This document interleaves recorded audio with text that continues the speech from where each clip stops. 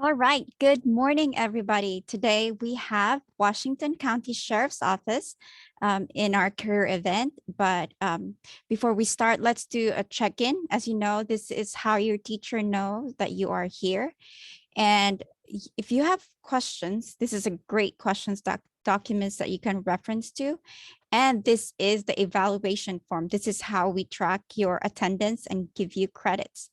If this QR code doesn't work, we have the bit.ly link and the actual link in the chat. Be fully present, pay attention, participate by asking questions in the chat that will be able to read it. And you can actually also turn on your camera so the Washington County Sheriff's Office can see you. And again, this is the most important thing. It's your evaluation. This is how we give you credit, and it's a requirement for high school student to graduate in Oregon. So let's have the Washington County Sheriff's Office have the floor. Hi, everybody. How you doing? My name is Sergeant Danny DePietro. Let me turn this off. Can you help me out with that? Yeah. Thank you. First of all, thank you for coming out. I know it's kind of unique. We've done this for several years now.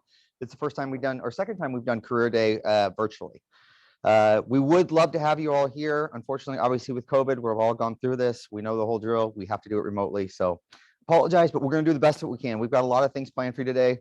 We're going to give you an overview of patrol, overview of our jail. We got some of our special teams coming in, our mental health response team, our canine team is going to come in, or at least one of them is. And then we're also going to have our ROVT, which is remotely operated vehicle team. Most of them used to think a lot of little robots that would go on the ground. Primarily now they're just using drones. So they're going to bring those in. They have little tiny drones, Mavericks, that are made by DJI, all the way up to, I think they just got a new drone that's worth over $40,000. They got the grant. So it's amazing what those things can do. Deputy Cage is going to come here soon and do that. So I want to start off by introducing myself. My name is Sergeant Danny DePietro. I'm the communications sergeant. I have been here for about 15 years now. I started in patrol. I was there for about 12, 13 years. First couple of years, I was on patrol, just working a district. The next 10 years, I was on the canine team. I had two different canine partners, Maverick and Tux. Once that came to an end, I came up here to public affairs. So to my right is Cody. She's going to help us out asking questions that you guys ask in the comments. So throw those questions in the comments one way or another. That would be awesome. That way we can get all your questions answered. Behind the screen, or behind the all of our equipment here, we've got 4 other people helping us. Deputy Brian Van Cleef, Brenda's here, Patty's here, and then Amy's here. They are all here to just make sure that this tries to go smoothly as possible. So first thing we're going to go over, what is the sheriff's office? Big question we always get. What's the difference between a sheriff's office and a city police like Beaverton or Hillsborough or Portland? The biggest difference is the sheriff's office has a jail. In the state of Oregon, there's only one jail per county, and that is operated by the actual sheriff's office itself. In Oregon Revised Statute, which is called ORS 2, that's the laws of Oregon. The laws require that the sheriff's office provide the jail. They're allowed, or they have to provide jail and search and rescue. There's only one other jail that is provided by a PD. That's down in Springfield. It's just kind of a little different thing that they do, but we're not going to go into it. So with that being said, at our sheriff's office, we also have patrol like other sheriff's offices do, but we have the largest patrol division for any sheriff's office in the state.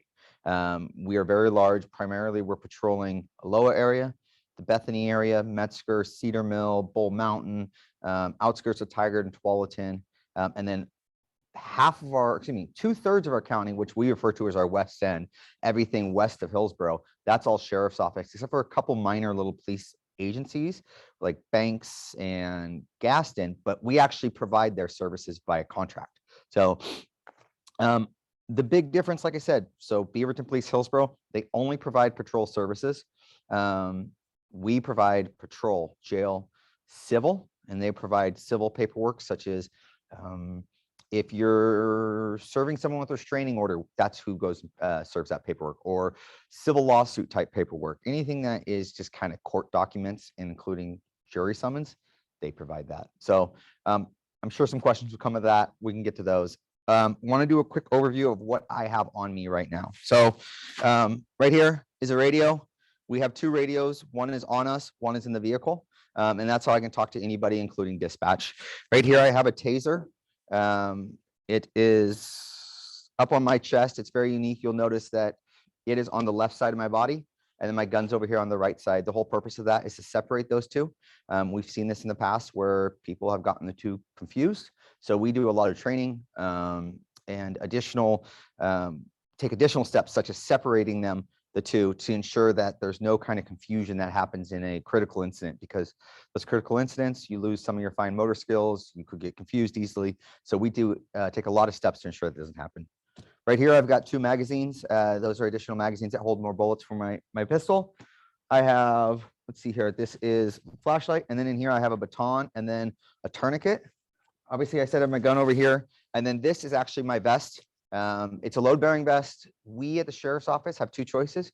You can wear a load-bearing vest like this, or you can actually wear the, some people call it old school, but the old school style where all your equipment is on the belt.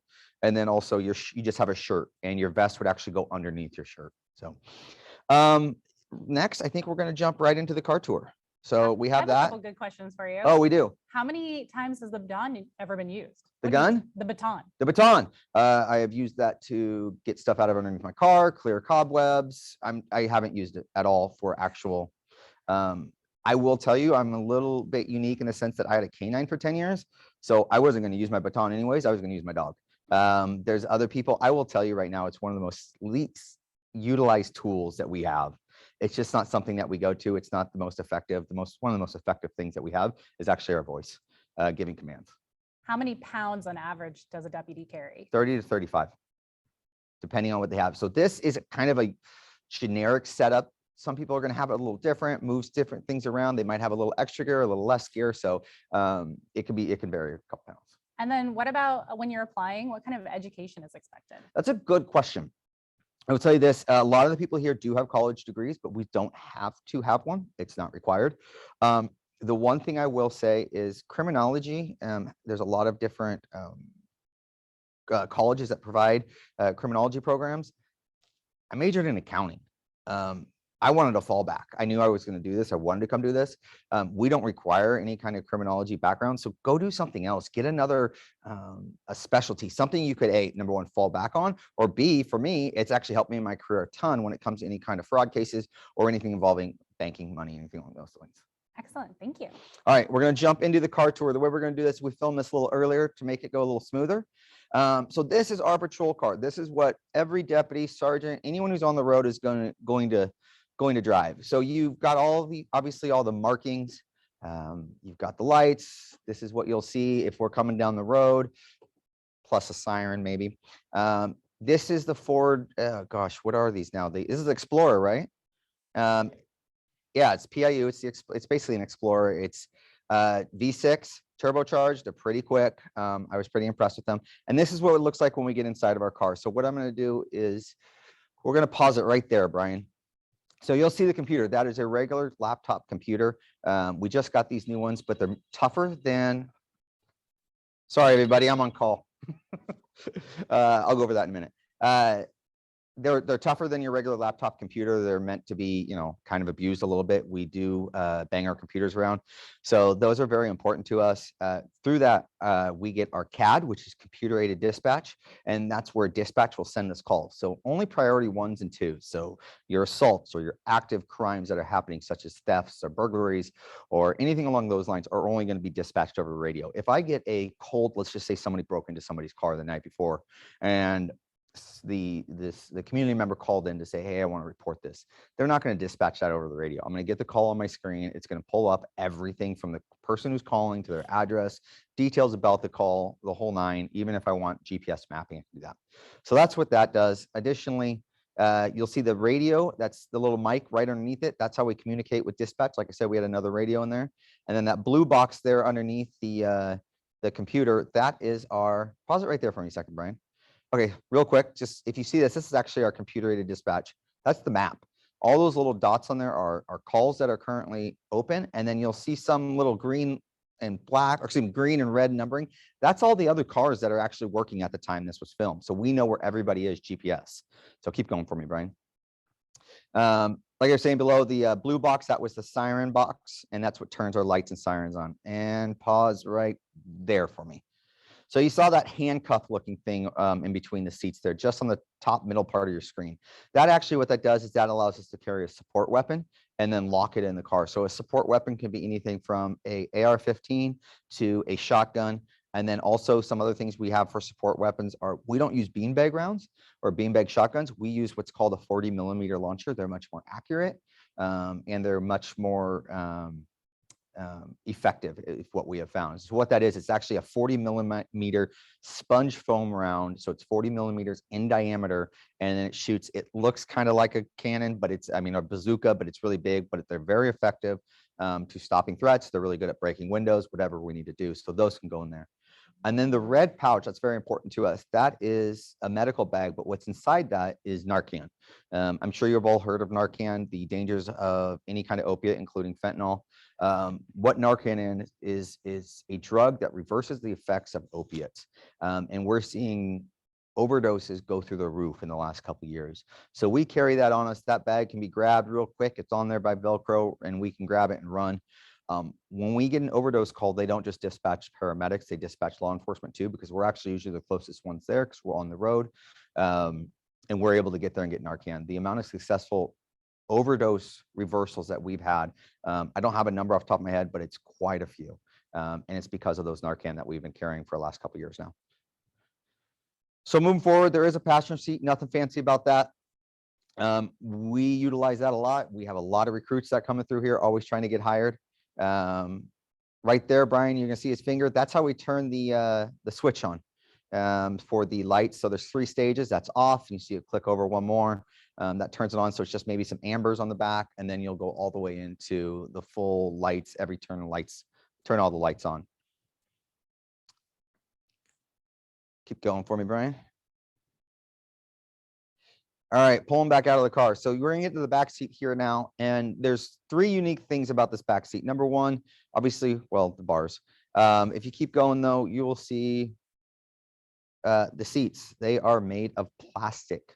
There's a reason for that. Number 1, the most important reason is because people tend to have things on them they're not supposed to, drugs, knives, weapons, and we don't want them to have any kind of crevice to hide it in. So we do everything we can to take that away from them. Also, it's really nice because unfortunately through our jobs, we find that people tend to throw up or vomit, or excuse me, or urinate in the back seat. So it's easier to clean. Brian, if you keep going a little more and stop right there. So you'll see that it's completely opposite of the seatbelts that you guys have in your cars, where instead of going, if you're sitting in the driver's seat, the actual shoulder is the seatbelt is reversed.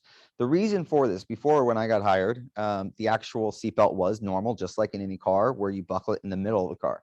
Well, in order to do that, we have to reach across people. We don't like reaching across people because people aren't always happy when we arrest them. They tend to spit on us. They may try to bite us. They may try to do something silly. So what this does is this takes that buckle point, Brian, if you keep going, takes the buckle point and makes it on the outside so we don't have to reach across them.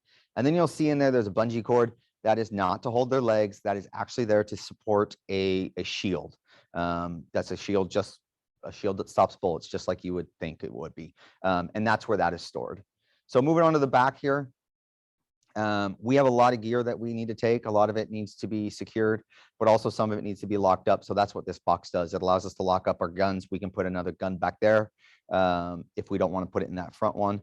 And then we carry tons of gear, from everything from road flares to, like you see there, a fire extinguisher. And Brian's, I think, going to open the bottom one here too. And you'll just see a little bit more equipment. Like I said, those are the road flares. And then, oh, one of the best tools ever. That was a teddy bear. Actually, it was a teddy bear. We carry those around with us. They're called buddy bears in case somebody needs to have a teddy bear. Sometimes we get in difficult situations, and a lot of times we come in contact with children. Right here, these are what are called our stop sticks. This is when pursuits happen. We'll throw these out in the middle of the road. Our goal is to get a suspect's vehicle to run over them, and then that'll put a bunch of little, essentially, needles inside of the tires that'll slowly deflate them and help us get them to come to a stop. So utilize, I would say, at least once a week. And then those back there, there's just more lights so we can be seen when we are actually on the road and we have the back of our vehicle up. So as that's wrapping up, do we have any more questions? Yeah. So we did have another uniform question. What happens like if your zipper breaks? Do you fix it? How does that happen? Oh, that's a good question. Well, what zipper? So we're going to go with this one right here. We have someone whose main job is to do uniforms. Number one, we only get one of these vests. We get multiple shirts, we get multiple pairs of pants, but their job is to help us out with our uniforms in case something breaks or needs to be resized. Say Christmas was a little too good for you and your shirt doesn't fit anymore. That's who you could go work with. And then also these vests, this has got to be my third or fourth one. I have old ones at home. So if it broke, I just grab one of my old ones. This is a great question. Good job, Evergreen Middle School. This is, what do you have to do to learn how to drive? Is there special training? That's a great question. And I'm going to put a link in there for PSTC too. Yes. So as you know, we drive very fast at times. We have to get to calls quick. We have to run through red lights. We have to clear intersections. We go through emergency vehicle operation course. So it's called EVOC. We go through it in our pre-academy at the sheriff's office. We go through it at our state academy, where there's actually a track down there at DPSST, which is the Department of Public Safety. And then we go through constant maintenance training at our training center, which Cody's going to throw into the chat so you guys can see that. It's a brand new building that we got a couple of years ago. It's about $24 million. It's state of the art. It's one of the nicest training facilities on the West Coast. It's amazing. So we have our own track out there.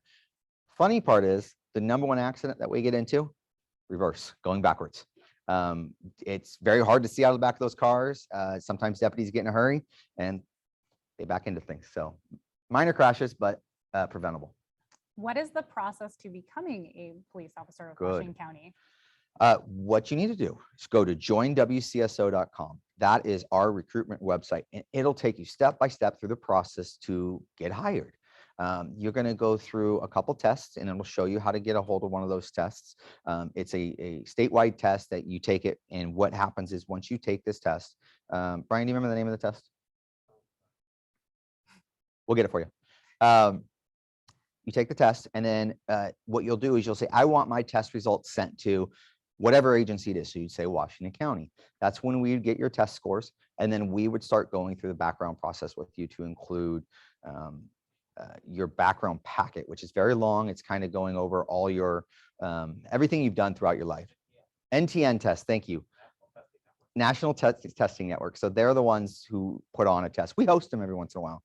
And then from there, you go through a background, which includes an actual background investigator who will come and interview you, family members, friends, and then hopefully we get hired. I am telling you right now, we are hiring like crazy. So if you're over 21, put in an application. That was going to be one of their questions was, what is the age requirements? And this is where for middle school and high schoolers, search and rescue. Yes. So 21 is the age requirement because in the state of Oregon, you have to be 21 to carry a handgun. So yes, so that's the age that you need to be to apply, or you have to be if you're hired. So I've seen some people who will apply like they're almost 21. That's perfectly fine. But we do have, like I said earlier, search and rescue. And with search and rescue, we have a cadet program, and we actually are doing an active hiring in about 2 months, I think in April. So if you can put the link of our search and rescue team to apply for cadets, and what they do is when we have missing people, say they're out, it could be anywhere, it could be in a rural area, it could be in a residential area, they're going to go out and search for them, and it's a very tactical search you'll learn so much on how to do searches. Additionally, you do evidence searches. So for example, I was on a call a while ago where an individual used a gun in the call and then he threw it over a cliff. Well, that's where search and rescue team went and methodically went hand or just by hand. We call it like daisy chained, where you're like this. So you're right next to people and they methodically looked for that gun. They found it very quick. So it's a lot of really cool things. You go to the search and rescue school, which is, I believe, about a week out at the coast at Camp Rilea. So it's amazing. Look into it if you're interested. So we have 2 more questions and then we'll move on to the jail. Does Ford make cars specific for the sheriff and police? And then are there different size patrol vehicles and cars? What is the difference? Yeah, it's a great question. So when I first started here, we had the Caprice, which was a Ford, or excuse me, the Crown Vic, which is a Ford. Then we went to the Caprice, which I call a little rocket. We have a couple of them left. They're tiny little cars with huge engines. They went really fast, but we found that they did not have enough room for gear. And then we went to Tahoes. I love the Tahoe, great Tahoe that is made specifically for law enforcement. Look, we all know that Tahoes are made for anyone to buy.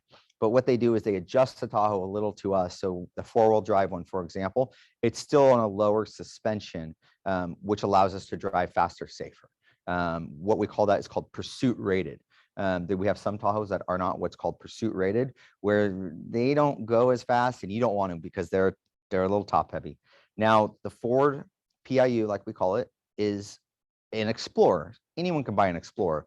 These ones are made a little bit special for us, but you can buy almost everything. But the only thing that they make special for us is they put the light packages in them, except for that top bar. They'll put a couple other added features in them. But mostly all the nice stuff is stripped out of them because we don't need that. I don't need heated seats, although I'd love them. I don't need cooled seats. They're the baseline models because, that's not the stuff we're needing. We don't need big old, center consoles because we rip those out or we block them with the computers anyway. So that's kind of how they're more unique to us. But yeah, we can get them. We have hybrid ones. We have the ones that are twin turbocharged. We have some that are not turbocharged. We were testing them out, but we're primarily going with the twin turbocharged ones or the EcoBoost. All right, so next we are going to switch it over to Deputy Brian Van Cleef. He is going to give a tour of the jail. Brian. All right, thanks, Danny. Hope everyone can hear me all right. We are gonna take a quick virtual tour of our jail. It's a unique place because it is the only jail in Washington County. So whether you live in Beaverton, Hillsborough, Cornelius, Tigard, Tualatin, North Plains, this is the only jail that Washington County has, and this is the jail that you would go to. Not that I think any of you will ever go to this jail, but people do eventually, or not you guys, but people in the community do eventually need to stop by our jail once in a while. We have 572 beds inside this facility. And although with the COVID-19 pandemic, actually, we had to close some beds down so we can do appropriate social distancing. So we're not quite fully full right now, but we are pretty busy all the time. What you're looking at right now is called the Sally Port. And so when a police officer or sheriff's deputy comes in with a arrestee, they'll drive through these big garage doors basically, and they'll park inside what we call the Sally Port. It's a kind of a security feature because only one door of the Sally Port can be opened at a time. So while the door behind us just opened, it's going to close here. I think we're going to see it. Yep. So it's closed and secured. Now that allows another door to open.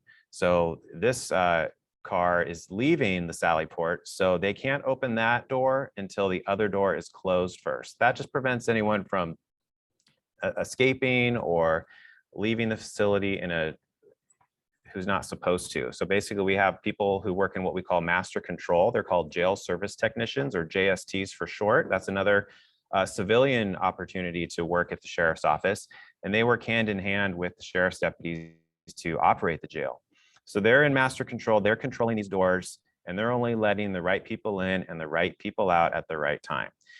In addition to this big door, there is now a door to go into the facility. And that is just to the right here, and we're gonna go into that part next. Whoops. All right, so we're gonna skip. This is that door that goes from the Sally Port into the actual intake and booking area of the jail. So as this controlled door from master control opens up, you can see a deputy coming out. This is called the booking area or intake. And this is where people who are just newly arrested come in. It's also a secured room that only has one door open at a time.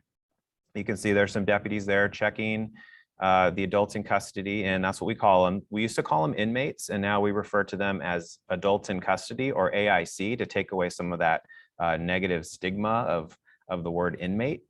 You can see there's a nurse there. We work closely with jail medical staff to make sure that everybody is healthy enough to come into the jail. Sometimes people come in if they've been in say a car accident or a crash. We won't take them. They need to go to the hospital and be checked out first. Same with a couple other medical conditions, or even if there's COVID, we need to take special precautions. What you're looking at now, this is the booking area. You saw all those chairs there. That's kind of where people sit and wait till they get processed. It's kind of like the most boring DMV visit you've ever made, but It works. We're inside one of our holding cells right now. That's where if we need to secure everybody, if there's let's say an emergency in the facility, or let's say it's just it's time for a staff to have a meal break, we'll put all the adults in custody and booking in these various holding cells. We can also use these holding cells if an individual is being uncooperative or what we call disruptive, meaning they don't want to follow the rules. They maybe they don't like that they're in jail, and they literally want to fight with us. And so we have to do our best to keep everybody safe. And so we might secure them in a holding cell for a time. On the left there is the booking counter. That's where we have deputies and JSTs, like I mentioned earlier, that help book people into the facility. We have a couple jail medical offices where everyone who comes into jail, if they're going to be housed, they get seen by a nurse and they do a little medical screening. Right there in front of us, that is called our body scanner. It's kind of like when you go to the airport, if you get scanned before you get on the airplane, it searches your body for any kind of contraband or anything that might be on you or concealed that we can't see. There's also fingerprinting area right there. If you are going to be lodged in the jail, and that everyone who comes to jail isn't necessarily lodged. It depends on why you're there and some other factors. But if you are going to be lodged in the jail, you'll be brought back here into the dress-in area where you'll be given a shower, and you'll be dressed in the orange jumpsuit, which is our jail clothes, and then you'll be housed in the jail. And we're going to look through this door is where the housing units are. So we are going to move on to the next slide and look at, this is the other side of that door. So down this really long hallway is where you get to all our different housing units. We have 10 different housing units. This right here is the medical lobby. So if you're an adult in custody and you have a medical issue, or it could be something as simple as getting your blood sugar checked before a meal, oftentimes you can self-escort, what we call, and you can walk down to the medical lobby and get seen. This is kind of a quick tour going down the spine. We've got some classrooms. We have a lot of programs that the jail offers. You can even get a GED while you're in custody, which is a really important program that we have. But there's also a lot of other programs. Right here, you can see our library. So if you are in custody and you want to check out a book, those are available. Although right now, we recently got tablets for all the individuals, so they can download books on their very own tablet, which is pretty exciting. You can also watch, I think, some programs, listen to music, do video visits with people who are on the outside, family, friends, that sort of thing. So right here is our jail kitchen. So the jail is kind of like a little city. It's very self-contained. Like I said, you have medical services, we have a dental services, and we provide all the food. We bake and make all the food right here in our own kitchen. And all these individuals wearing the gold outfits here, those are inmate workers. And we probably couldn't do a good of a job running this facility without their help. And just to be clear, it's a volunteer, and there are incentives for them to work in the jail, and a lot of them choose to do it. So nobody's forced to work. If you don't want to be a worker, you don't have to be a worker. But they do get, there are some privileges to getting out of your cell, and you get more out time, and it's kind of helps the time go by when you get to do something productive and work inside the jail. You saw those loaves of bread too. We bake all our own bread, and you can even get a baker's certificate. So when you get out of jail, you have a very useful and marketable skill. Right here is our laundry facility. Again, inmate workers do all the laundry in the facility. We even wash all the shoes there. You can see all stacked up. We wear orange shoes. And then you'll see here, that's one of our laundry carts, and they're just folding all the clean clothes there. See, one of the benefits is they have a radio, so they can rock out to their favorite tunes while they're folding laundry after a busy day of doing laundry. Towels, we have pink towels. We hope that, and the pink t-shirts, we hope that means nobody will try and steal them when they leave our facility, even though pink's a great color, so, right. All right, so we're going to move on to our next slide, and that is going to be one of our housing units. This is probably representative of what most of our housing units look like. It's called this is a podular system. It's not like You might see in the movies what's called a linear style jail, which is like, I don't know, I've seen like the Green Mile or one of those jails where they just have rows and rows of bars and cells all lined up. It's not like that at all. This is called indirect supervision. And so these housing units have different rooms. This is like where they can do video visiting, basically like a Zoom call or a Skype call or FaceTime with friends or loved ones. Before COVID, this was a huge dining area, and for all the meals, there'd be tables. Right now, they've been rearranged to promote some social distancing, and we're having everyone eat inside their cells just for safety. This is what we call the rec area. It's obviously enclosed, but there's open air. So there's some, it's open to the outside. So you get some really nice fresh air out there. And occasionally, if you time it right and there's sun, the sun is out in Oregon, you can even get some sunshine, which is nice. Those are some of the phones that we have. Each housing unit houses about 60 individuals, and there's probably about 8 phones, I believe. You can see there's a bottom level and a top tier. Each one of these cells houses one individual. There are a couple double cells in there, but because of COVID, we're not using those. These chairs are in the TV area. Now everyone wears headphones and tunes into the channel so they can hear the TV. There are some showers out here that people can access during their out time.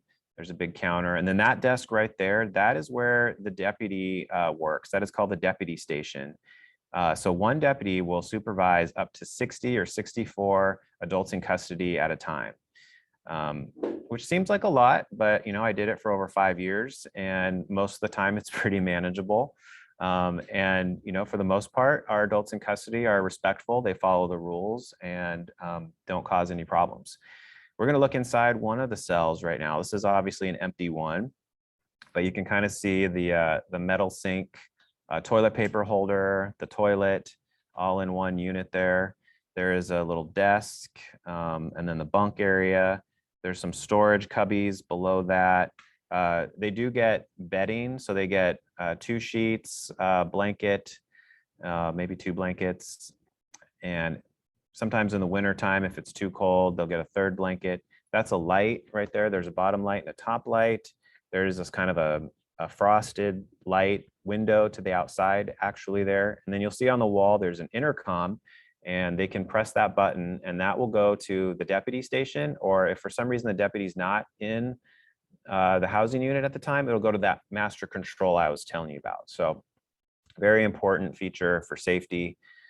They have a direct line of communication to a staff member at all time if there's some kind of an emergency. But so you're walking over, this is the top tier, looking out over the housing unit, heading down the stairs.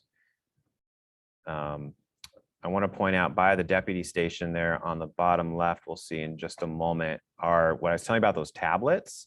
So there's no electrical outlets inside the cells. So they actually have to go in and charge the tablets at these charging stations. So when they come out, they'll have to, those carts there on the right, we're passing them. Those are the charging stations. So now we're going to head out and show you a slightly different housing unit. And this is called our segregation unit.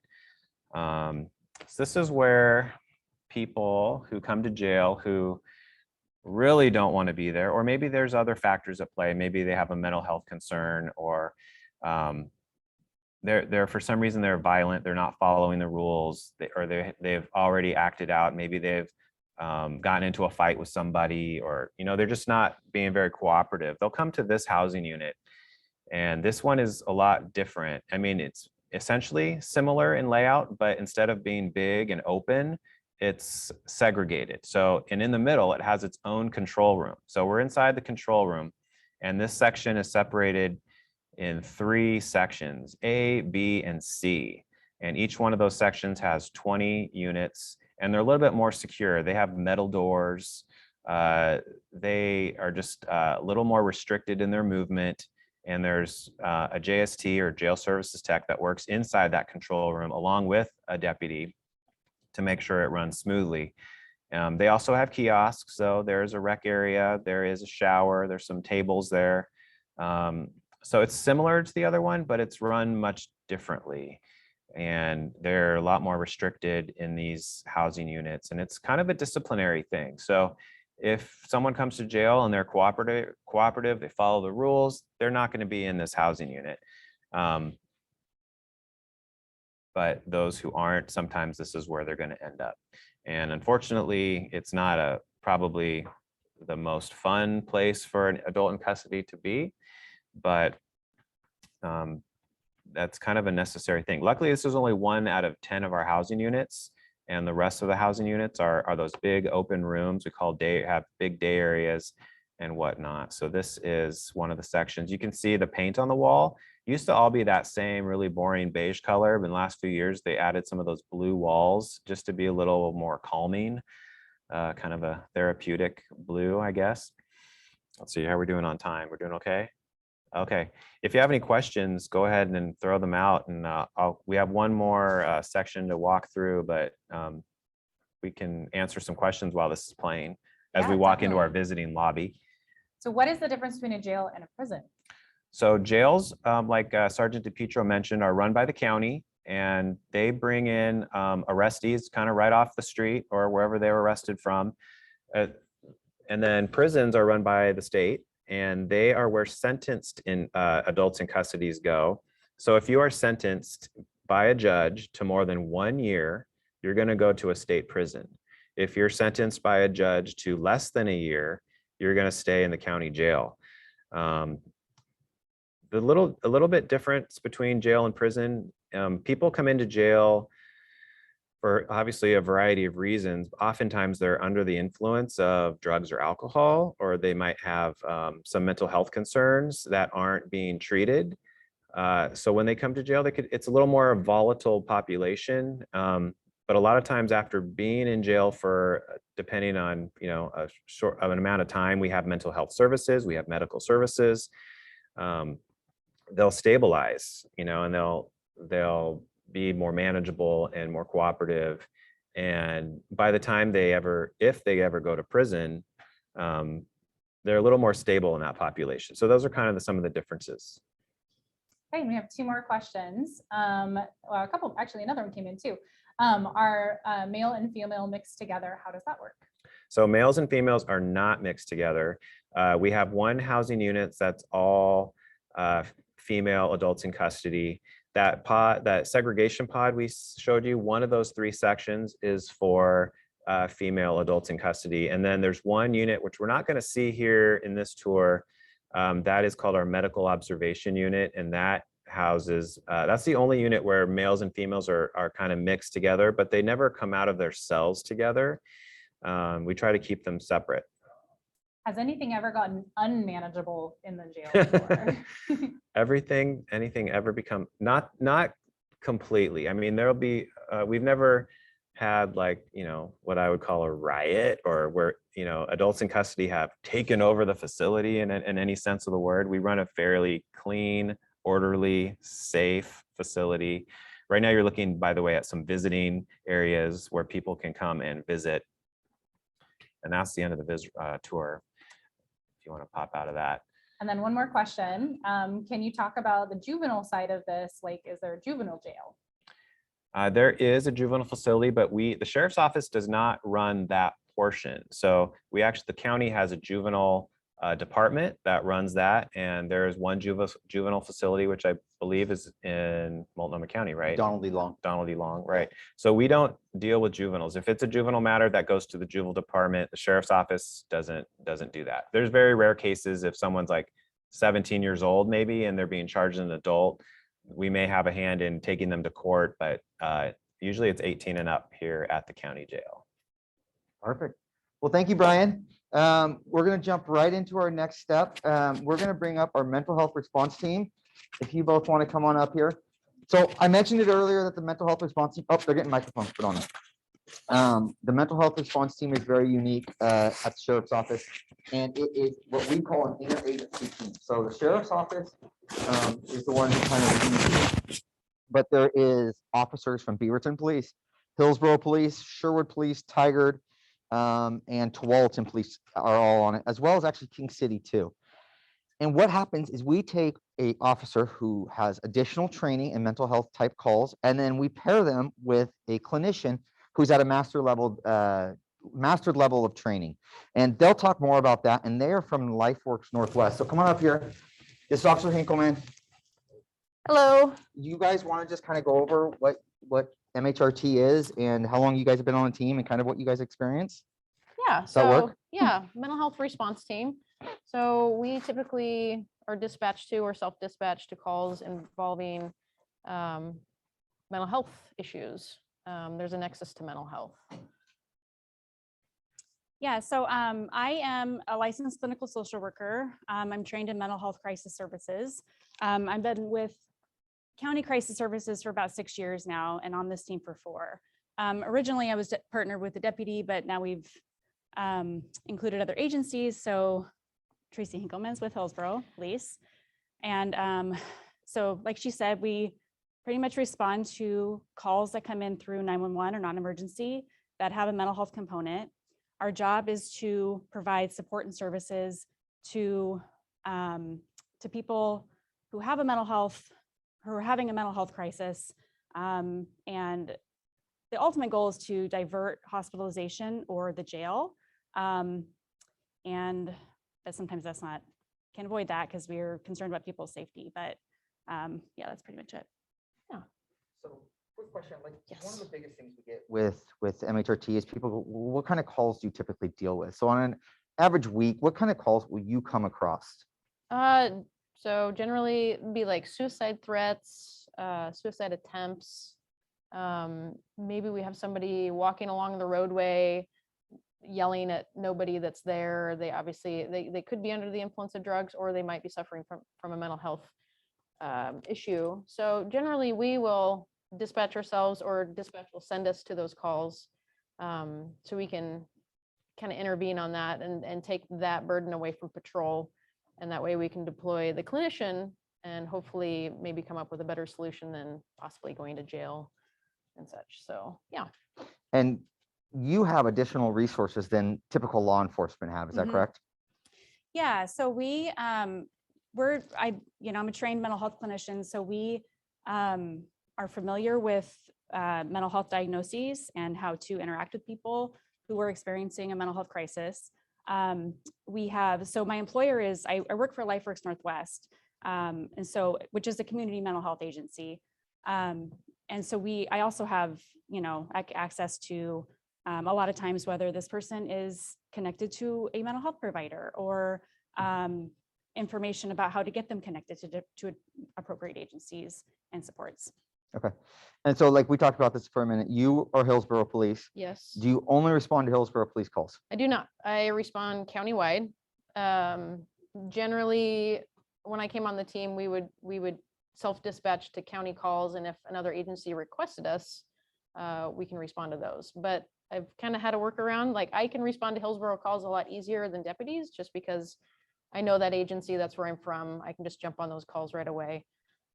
Any other agencies, usually on my MDT screen, my computer screen, I have every agency in the county up on my screen, so I know what's going on in all jurisdictions. So if I see a mental health call in a different jurisdiction, I'll just jump over to that radio and I will ask an officer in charge or a sergeant if it's okay if we take that call. Generally, they're pretty receptive to it because it helps patrol out. So, Okay. yeah. Okay. So you work hand in hand with patrol of all the agencies throughout the county? Yes. Okay. Yes. Okay. That makes a lot of sense. And how many are mental health response team are on the road at a time? Well, we start at 8.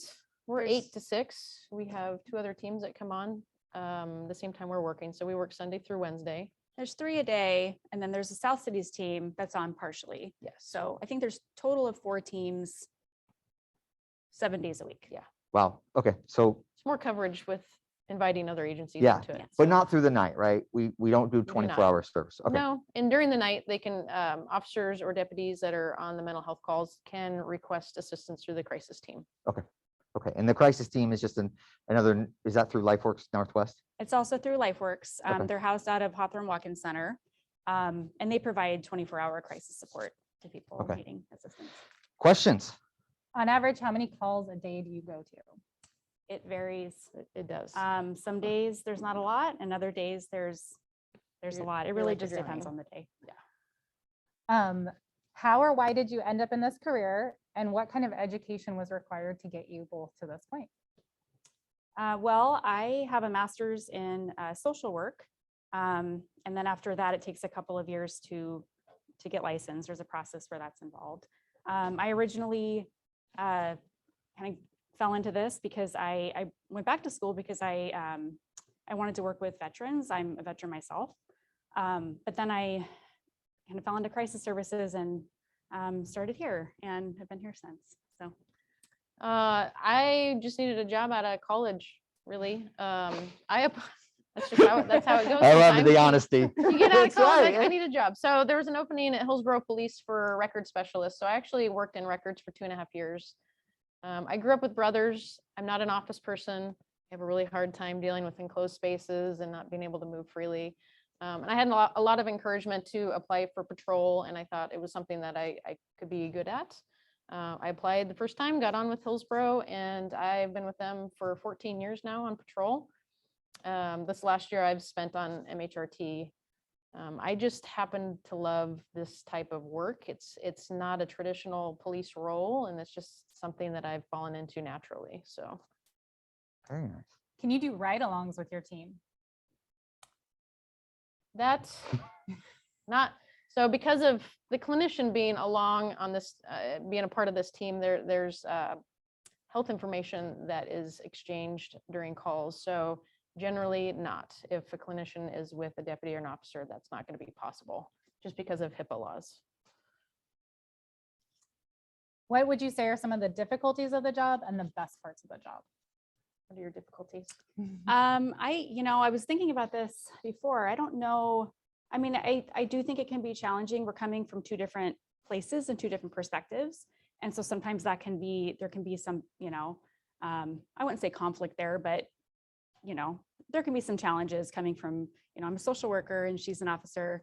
Our roles are different. So there can be challenges there. The best part, I really enjoy helping people. We often see people on their very worst day, and I really like being there for somebody and just supporting somebody through something that's really difficult for them and helping them get through it.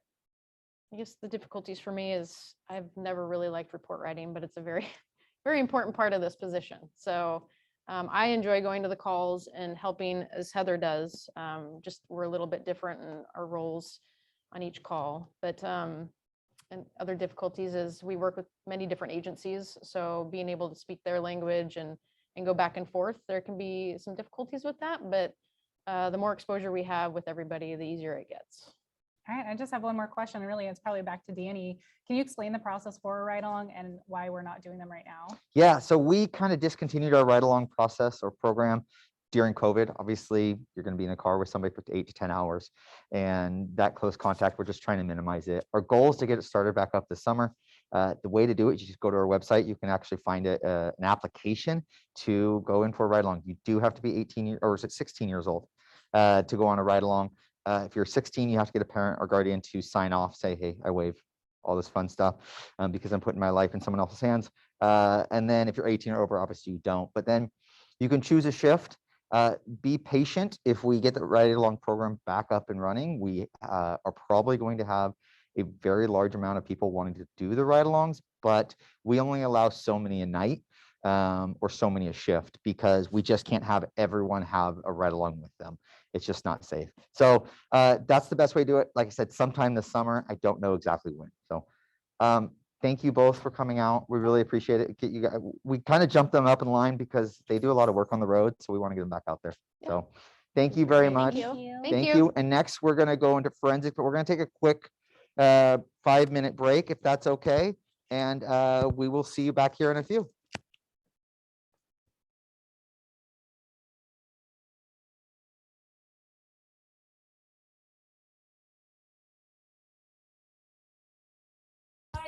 All right, students. Well, if you guys want to take a quick break, get up, stretch around, or go grab some water, feel free, and we'll be back in a bit.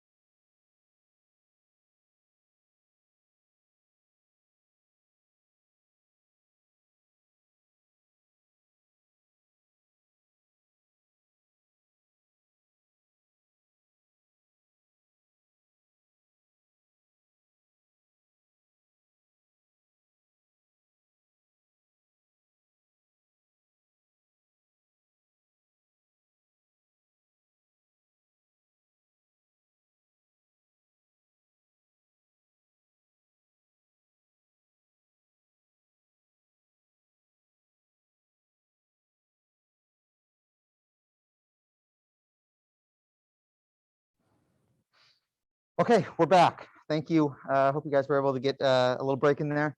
We're gonna just jump right over to forensics. Stephanie, do you want to kind of just go over, well, first of all, what's your position? How long have you been here? A whole fun stuff, and then we can kind of talk about what your job is. Sure. Yeah. Hi, guys. I'm Stephanie. I am Washington County's newest forensic analyst. I've actually only been here for 3 months, so I'm brand new to the role and still learning things every day. But I've been in the field of forensics for about 3 years now. And so, as you can see, I'm dressed a little different than everybody else who presented already, and that's because I'm a civilian. So my forensic analyst role is a little bit different than these sworn routes that you kind of already heard about. With that being said, I have 3 main parts to my job, and one of that is crime scene investigation. The next main role would be evidence processing in our lab. And aside from that, once I do recover evidence off of that evidence, then I take latent prints and I do latent print comparisons and evaluations. Yeah. So do you want to start? I mean, like this all looks. I just kind of start going through. Let's start with the most obvious, or the most what people think of is fingerprints. Of course. Yeah. Everyone thinks when you know, oh, don't leave your fingerprints, wear gloves, whatever it is. If you're trying not to get in trouble, I'm not giving you any advice. But yeah, let's talk about those. Sure. Yeah. So fingerprints are super unique and very cool. So everybody has different fingerprints. And when we're talking about fingerprints, we're talking about those little lines that are on your hands and on the tips of your fingers. And so when you touch things and when you hold things, those impressions can be deposited onto the surface that you're touching. So if I'm drinking a water bottle, I can leave behind my fingerprints. And like you said, sometimes people try to avoid being detected in that way and they'll wear gloves. But you know what? We have ways. We can still find fingerprints on those gloves, and we can actually also identify you through glove marks on different surfaces as well. So as you can see here, we have 2 different fingerprints. This is the prettier one, and this is a known print. So what that means is that we will have a collection of a 10 print card, and that is when we take your known fingerprints, where we physically see you and we will roll your prints onto a card. So we know exactly where that source came from. And then to the left over here is a latent print. And this is what we are going to see at crime scenes. So a latent print is an accidental impression that is left behind. And when we go to scenes, that's what we're looking for. We're looking for those invisible prints so that we can link somebody to a crime scene. And what, like, for example, this is one that might be at a crime scene. Yeah. What is left behind? Like, how is it making that? Is it making an impression in the object, or is it like skin, or what is it that makes that physical print? Of course. Yeah. So the prints can be made out of a lot of different matrices. And basically, the simplest way to put it is you go around the world touching a bunch of things and sweating and oozing gross stuff. And that gross stuff can be developed with fingerprint powder and chemical means. And also we can find things using different lighting sources. So sometimes you might see on TV, the really cool lady with the blue light. That's what we can use to kind of help increase the contrast and visualize those prints. Okay. And then guns, how are those unique? What would you do to be able to identify like a gun that was used in a crime? Right. So our lab does not do any IBIS or any NIBIN, which is I think what you're referring to, but we do document it really well so that the members at OSP and their forensic services division can do some of that firearm tracing and linking the firearm to the crime scene. So what we're going to do is we're going to try and take pictures of the head stamps of the bullets or cartridges. We're going to try and take pictures of the firearm in the condition that it was found at the crime scene to include any kind of identifying information like serial numbers, make, model, caliber, all of that good stuff, different slide positions that will become valuable in the future to a forensic investigator, and that could hopefully provide a lead or some clarification to our detectives and the prosecution. Gotcha. And then do you want to talk about what's going on over here in these photos? Yeah. Okay. So this is a bullet defect in glass. And so a lot of this, we will take a bunch of pictures just to kind of document all of that information. And if need be, we can test for the presence of gunmetals. And so we will actually apply different chemicals such as sodium rhodizonate and DTO in order to test for the presence of lead and copper.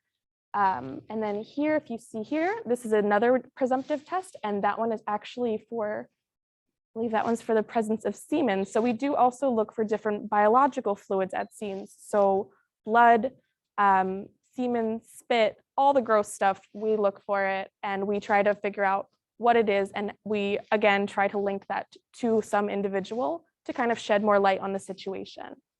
And then lastly, at the bottom here, you can see that someone's swabbing a can, and that's just to get to your DNA. Again, that spit and lip residue that you are shedding onto that can as you're drinking is going to become very, very valuable to the forensic investigation. Very cool. Well, I assume we have a couple questions. Yeah, so in addition to schooling and choices when it goes to getting your degree, what are some hobbies or other things that would aid or assist in kind of getting you to that point? Yeah, that's such a great question. Actually, getting into photography is a really, really good kind of lead-in and hobby. Familiarizing yourself with the camera, since it's about 90% of our job, is a really good step into it. I would suggest going on to Nikon's website if you're a Nikon user, because they have a bunch of free classes on how to take a good image and how to manipulate the different variables of your camera. That's actually it for questions. If anybody else has any more, please feel free to put them in the chat. Perfect. Thank you. So you've been here for 3 months, right? Yes. And you, yes. what kind of schooling did you say you went through? So myself personally, I went and got 2 bachelors. I have a bachelor's of the arts in law and justice, and I also have a bachelor's of the arts in psychology. And then after I completed that schooling, I did move on to get a master's of science in crime scene investigation. And then once you got here, did you have additional training? Like the certified staff have to go to the state academy. Did you have to do anything like that? Yes, so I'm actually currently in my training program right now. Okay. And so my training program, when you start at a new department, you're going to have a very comprehensive training on how they want these forensic processes to be done according to our standard operating procedures. And so I'm still learning brand new things every day, like I say. And every department is going to have some version of this training program to kind of make sure that you are prepped and ready to get out there and provide the best service for the community. And then do you guys only do sheriff's office work, or do you help other agencies if they need help? Oh yeah, we definitely help all other agencies. We will help everybody in the county, as well as we do help outside of the county. So it wouldn't be uncommon to work with a lot of these bigger name federal agencies like the FBI, the DEA, ATF, and Homeland Security. Gotcha. Okay. Well, we thank you for bringing all this up. We really appreciate it. Are we good? No more questions, Cody? Yep, we're good. Okay. Oh, So, we just had one come through. How many people work in forensics? oh, that's a good question. So our department here is a little bit small. So currently we have 1 supervisor, we have 3 analysts, which is the position that I hold, and then we have 1 technician, and we're currently in the process of hiring 1 more Technician. technician. Yes. All right. And how old, do you know how old you have to be a technician? I assume it's a schooling. You gotta be a little older. Yeah, so the schooling is really the requirement. It's not necessarily like an age thing, but you do have to have an associate's degree in a science.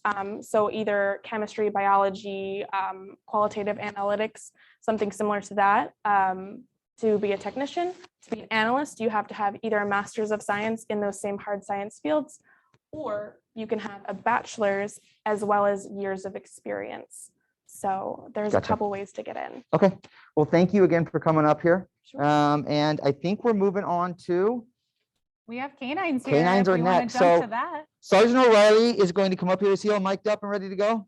All right. So Sergeant O'Reilly is going to come up here. He's going to have his canine partner Radar, and he is actually the supervisor of the team. So Sergeant O'Reilly supervises the canine team, which is, are you 6 dogs, 6 teams now? Okay. So there's 6 teams. He'll go over it all. Come on up here. Don't knock anything over, please. All right, you've done this enough. Tell us about yourself. Where you started at the sheriff's office, hold 9. Yeah, you can take it off. So my name is Damon O'Reilly. I work at the Sheriff's Office for coming up on 18 years. This is my, this is my partner Radar. Radar, I'll tell you about the breed in a little bit, but he's a Belgian Malinois, which makes him not ever want to stay still. But anyway, I worked at the Sheriff's Office for 18 years. I started off in the jail. I worked in jail for a few Hang years. on 1 second. Am I not on? We have some mic issues. Are we good? Do I need to stand closer to him? Oh, maybe. Yeah, that works. Stand real close. Test, test, test, test. Sorry, folks. We're just making sure the mic might not be working here. All right, start over. Well, am I getting through now? You guys hear me? No, still not hearing me. Is yours easy to unclip? Yeah, well, he doesn't- Just hand yours over to O'Reilly. Sorry, folks. We're not professionals here. We're just, we're cops trying to do TV. How's this? All right, That's now we're better. going. All right, I'll back down, All right, we're gonna Heel. start over. He's got a working mic now. down. I'm gonna wear two mics, so give me a sec while I find a place to set the second mic. All right, so getting through. All right, perfect, awesome. Well, I'll start over. How about that? My name is Damon O'Reilly. I worked with the Sheriff's Office for about 18 years. I started off in the jail, worked in corrections for a few years before moving to patrol. Has been in patrol division since 2008. And I've had this guy, had him for 7 years now. This is Radar. Radar's my partner for 7 years. He is 8, so I got him right when he was 1, which for a patrol dog is kind of young. Heel, down. Super obedient, you guys. It's impressive how much these dogs obey and how disciplined they are. You'll figure that out. But anyway, so I got him when he was 1, which is pretty young for a patrol dog, but you get what you get when the dogs are available. So I do supervise the canine team. We have 6 dogs on the team. Most of those dogs are patrol dogs. We call them patrol dogs, tracking dogs. They track people. He's a tracking dog, tracks people. We have 1 narcotic detection dog. And that's basically the team right now. Okay, so what do you have to go through once you pick him up? He's 1. How do you get trained? You two together? So they train us at the same time. This is my first dog, down. First dog, only dog. Once he retires, I won't be getting another dog. I'll probably continue to supervise the team, but he's my first and only dog. So basically what that means is I had no idea what I was doing. I didn't know what I was doing any more than he knew what he was doing. So we get trained together, and we try to go through about a 400-hour basic police dog course. Everything from teaching a dog how to sit and how to heel to then training them how to search for what we want them to search for, which is fresh human scent. So it goes through we did about 300 because I ended up getting injured, cut my school short, but we certified through the state to do patrol work. So 300 hours for us. And then continuously training. It's just the training has never stopped. It's industry standard is 16 hours a month, which we do in 8 or 9 hour chunks every other week. And so we've been doing that every week, plus a couple of seminars a year. Just continuous training, never stops training. So it's not like riding a bike where you just, once you learn it, you're good to go. No. The way I tell people is once you add a new skill to the dog, that's just one more thing you have to continuously train. So I teach them how to sit right at the beginning, or teach them how to heel right from the get-go. And then it's just now 7 years of continuing to remind him how to sit and how to heel, plus the 75 other things that I've taught him since. Gotcha. So you mentioned tracking. That's what you primarily do right now. What does he do when he finds a bad guy? So what's he do, or what's he supposed to do? What's he supposed to do? Heel, down.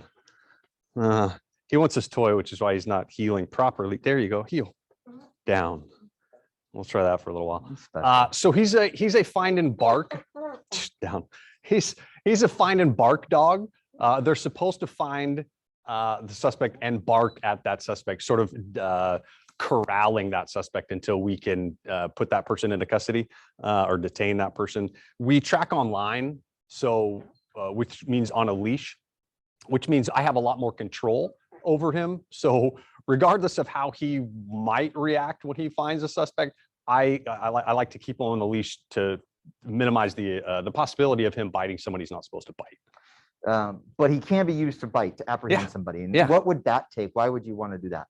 So if someone's dangerous, either danger to me, danger to the public, danger to himself, danger to the dog, that's the kind of person that gets bit or has the potential of being bit. Okay, gotcha. And how many directed bites do you have? I have one directed bite in the 7 years that I've had this So dog. it's not common. No, it's not common. It depends on the agency. It depends on the state. Around here, we do heel down or that. Around here, we are a locating tool more than we are an apprehension tool. So you say located. So if, let's just hypothetically, a kid runs off with maybe some special needs help or special needs, could you track him? We can, Okay. yeah, because he's trained to track fresh human scent. He's not trained to track a bad person. He doesn't know bad from good. He's trained to track fresh human scent. So, which is the other reason that I use the leash, because his favorite thing to do when he finds a person, what he wants to do is he wants to bite that person. And he doesn't know the difference between a child, someone with mental health issues, someone that's just elderly. He doesn't know the difference. So it's my job to make sure when he finds whatever we're looking for, that he doesn't get to bite if it's not someone that he should be biting. Gotcha. Okay. I assume we have one or two questions. Of course. What do you got? So how long are you normally in the sheriff's department before you can join the canine units? Ask Evan. And I'll just add to that too, any team. Yeah, every team's a little different. Generally, though, it's between 3 and 5 years of certified patrol work before you can join a team.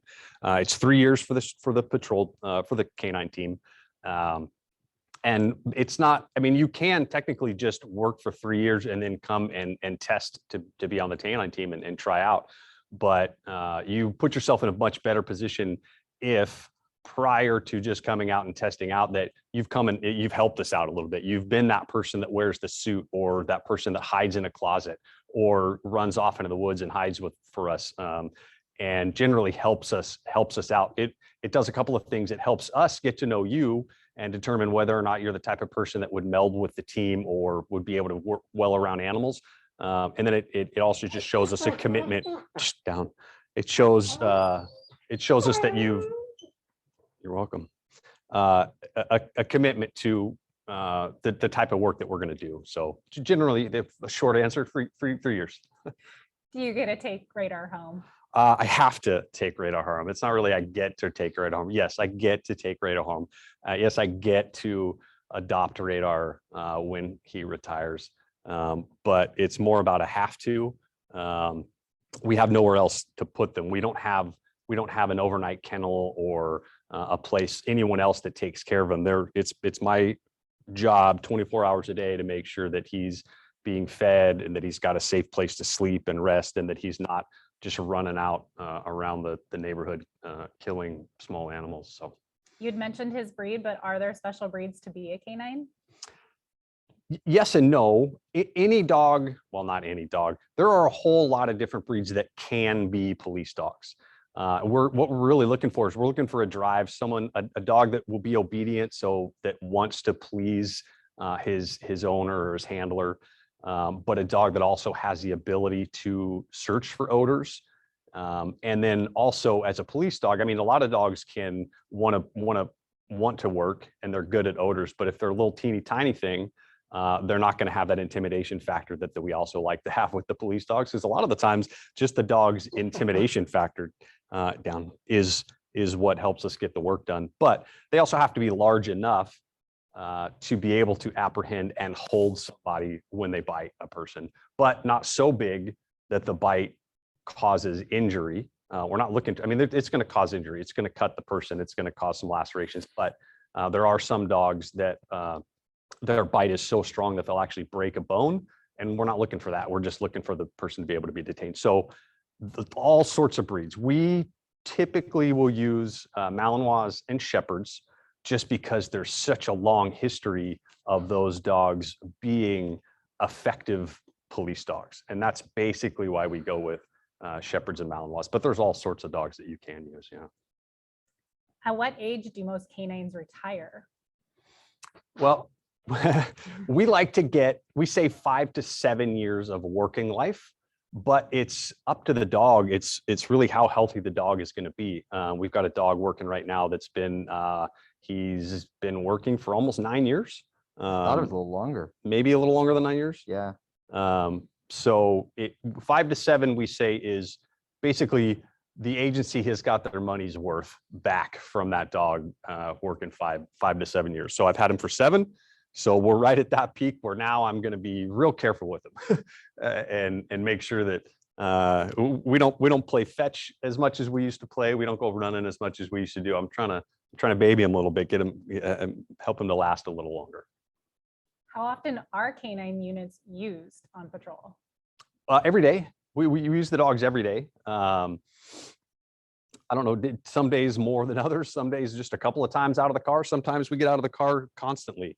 But the patrol dogs we get used every day. We have an interagency, we have agreements with all the other canine teams within the county. So if the sheriff's office doesn't have a canine unit available or working, then Beaverton PD might send a dog, or Hillsborough Police might send a dog, or we might do the same thing for them. If Hillsborough doesn't have a dog and that agency needs a dog, then we'll go and we'll work for Hillsborough. We'll go work for Beaverton, which gives us more opportunity to use our canines. A couple more. How many captures have you gotten with Radar? We just hit 90 the other day. He's not the, we're not going to break any records, but there's a couple of reasons for that. One, he's prettier than he is good at his job. He's fine. He's a good dog, but as a supervisor, I have to quite often, because canine work is my collateral, it's not my primary duty. My primary duty is being a supervisor, a sergeant in patrol division. So I quite often have to defer the canine work to someone else. And then also I work during the day, and everyone knows it's just not that many, or not as many people running around committing crimes and running off and hiding during the day. It's more of a nighttime, late in the evening kind of work. So, but anyway, yeah, now 90. I'm hoping to hit, if we hit 100 before he retires, I'll be happy with that. That pretty much answered our next question, was what did you do with the canine unit when you're not being used? So that answers that one. You also did have a great track recently through some water, which we have video on our social media, which anybody wants to go check that out too, which was pretty good. And they are asking about Radar's vest. Can you tell us about a special vest? Yeah, so the vest does a few things. One, it just identifies him as a police dog, as a working dog. One of those things so that while we're out there generally running around in the public, that people know not to just come up and pet him. He's working when he's got the vest on. But also it's an identifier for a suspect that he is a police dog and then a working dog, because often the dog will find the suspect most of the time before I find him. And so they have an opportunity to see him and see that he's an actual working police dog. It's got some handles on it, some stuff so that I can grab him and just kind of hold him. Yeah, you can see that he's not on a leash right now, right? And sometimes I don't have the opportunity to just rip a leash off and throw it on him. So I've got this little tracking lead on him, the heel that I can grab. So I can grab this this little leash that's on his vest real quick if I just need to grab him and pull him around. If I need to lift him up and throw him up onto something, I don't want to hurt him, I can just pick him up with the vest. So it's got a whole bunch of different reasons, heel down, a bunch of different uses. We throw cameras on there sometimes, but in general, it's just to identify him as a working police dog. So one thing I'm noticing, he's constantly focused on that toy. Yeah. Why? So we train the dog down. His reward for being obedient and for doing his job is to get a toy. There's all sorts of different ways to praise a dog and to reward a dog and to let a dog know that he's done the right thing. You can verbally praise him. You can pet him up. A lot of people use food rewards. We can't really, hey, it's enough. We can't really. Is this the obedience you're talking about? Yeah, it's the obedience, right? We can't really carry a bunch of food around in my pocket. Sometimes I train with food, but generally, to reward him, I just have to constantly have a toy ready to go. So that's the way we reward him. And he's telling me, hey, I've been obeying you kind of for a while. It's about time for my toy. So that's what he's doing there. He's looking at it, focused on it, because that's really all he wants. He doesn't care about me. He just cares about the toy. Very nice. Well, thank you. We appreciate you both stopping by. For sure. We are going to move on to the drones. It's going to take us a little bit to get set up. Is Johnny Cage all mic'd up?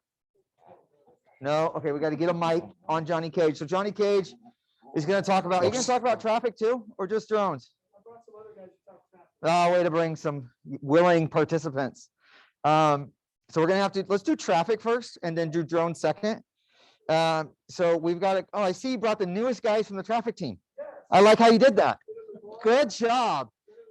Oh boy. All right. So we have our traffic team motors. These are the gentlemen who are riding the motorcycles around the county.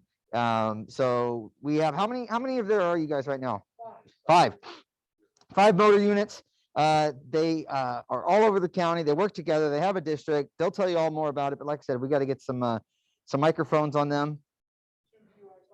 We have 2 DUI cards. They primarily work the nighttime. They're actively looking for DUIs. That is their goal, is to seek out and stop vehicles they believe they have a DUI driver. This is Deputy Justin Sardone. How you doing, sir? Good, how are you? Tell them what you do. Is Shalani coming up here? I don't have a mic. We don't have a mic. Just come up here and just look good. You could talk loud. All right, so this is Deputy Shalani. Just talk into his mic. Yo. These two have been on the team for what, like 5 days? Feels like it. Okay, go ahead. Yeah, like I said, I'm Deputy Sardone. I've been with the Sheriff's Office now for almost 5 years. I've been on our traffic team riding a motorcycle for the past year and a half. This is Deputy Shalani. Yep, Deputy Shalani with Sheriff's Office. I've been here about 6 years. I've been on the traffic team since September, so not too long now.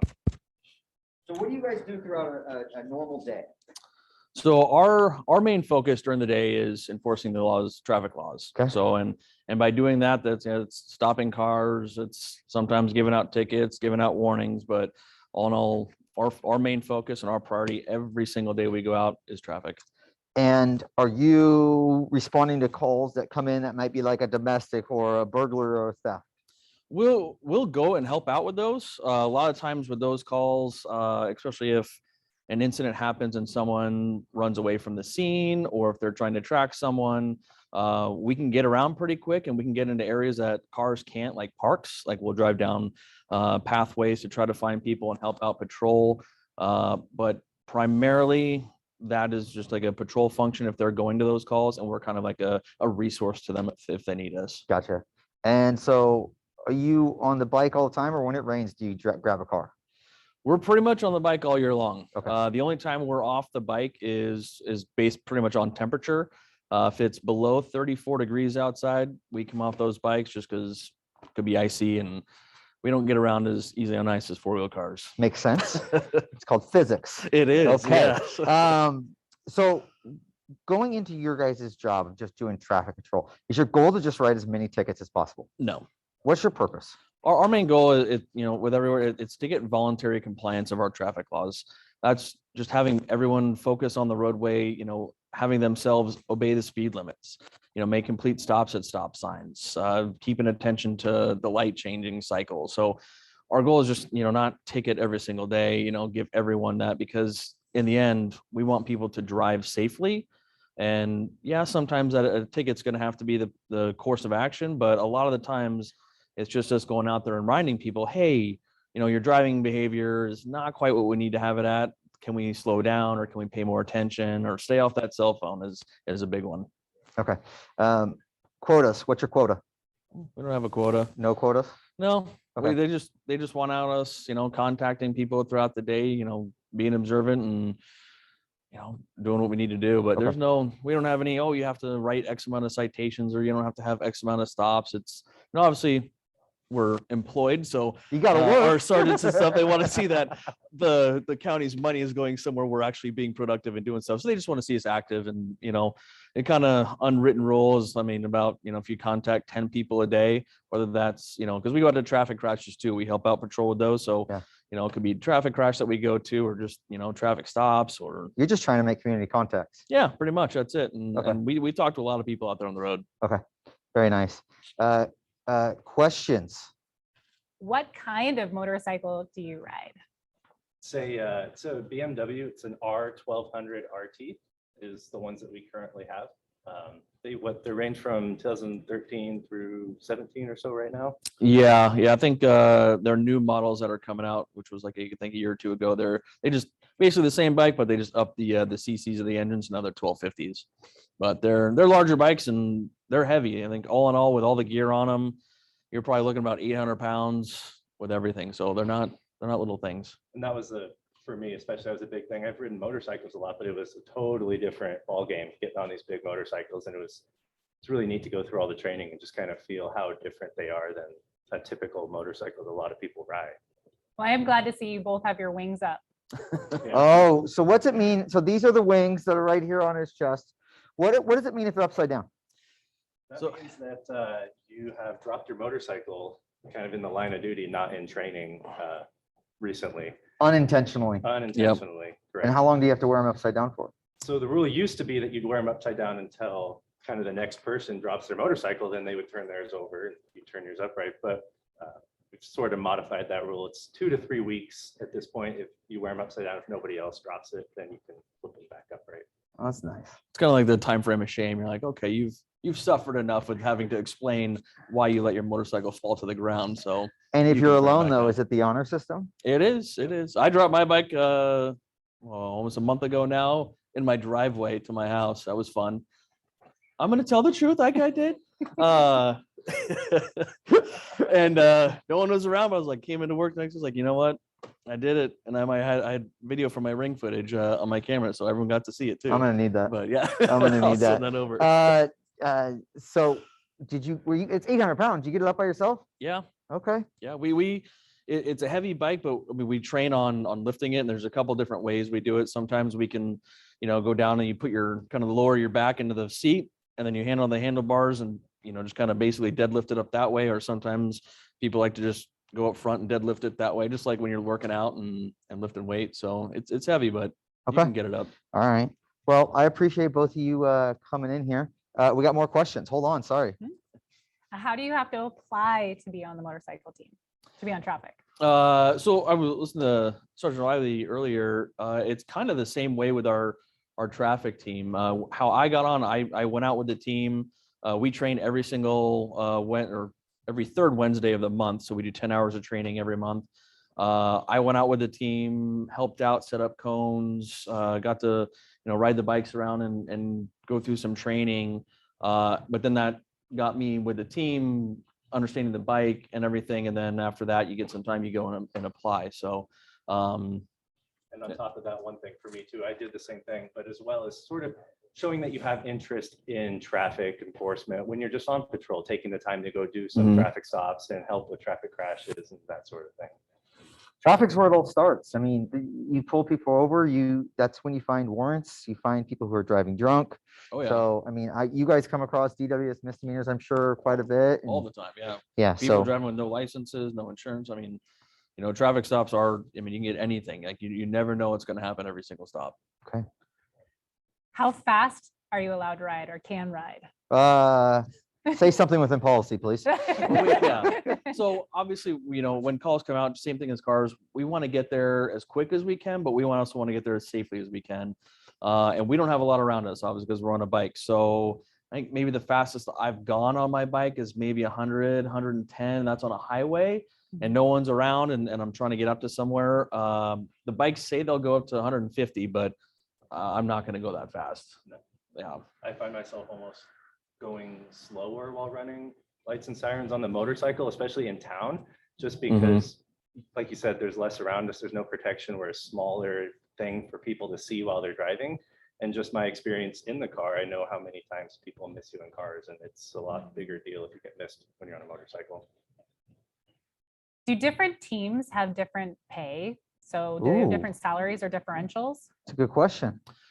I think most of our special teams, if you're on it, I think most are all at 5%. Yeah, you get a little bit more. So for example, the canines, they get, are you at 5 or 10? You're at 5, right? 5%, but they also get what's called 1 hour of kennel time. Obviously taking that dog home. So they get to go home and take care of their dog. You guys get 5% too? Yeah, we get 5% while we're riding the bike. Another perk of it is you get a take home car. So you guys get We to ride do. your bikes home, right? Like We you do. said. Yep. Same with canines, you get a take home car because you need to transport the dog back and forth. There's some other, do the DUI guys get to take their, no, they don't. No, those are So, in-house. Those are little perks that are nice to have, and they add up when, especially when you start adding up all the gas when it's at $4 a gallon. Oh yeah. Yeah. So it is a nice little perk, but also at the same time, it gets you more skills. It gets you, I know some people, Cage has been on the traffic team twice. You'll see him in a minute. He's been ROVT. I think he's been on 3 other teams I don't even know of. He's been around forever. He's one of the most, experienced guys in patrol. So you can ask him almost anything and you're going to have an answer. So that's where the value comes in. Yeah. So Definitely. we got one more question. One more question. Why a BMW? Over the years, we've had a couple different motorcycles, and Kawasaki's we had for a while. You see a lot of different agencies riding Harleys. Hondas out there. Yeah, some Hondas, but I think as far as, well, one, it depends if the company makes a police motorcycle, and a lot of the companies that used to make them aren't anymore, and so BMW is kind of and Harley are the 2 main ones that are making them right now. For us and for our environment, what we do, we've just always found that the BMWs suit us all around a little better than a Harley would. Very nice. All right. Well, Yeah. thank you both. Thanks for I having know us. you weren't scheduled to come up here. Thank you for being Johnny's victims. Yeah. And Johnny we didn't Cage know. is going to come up here in a second. He is not only a motor guy, Mhm. he's on the 2nd round with the motors.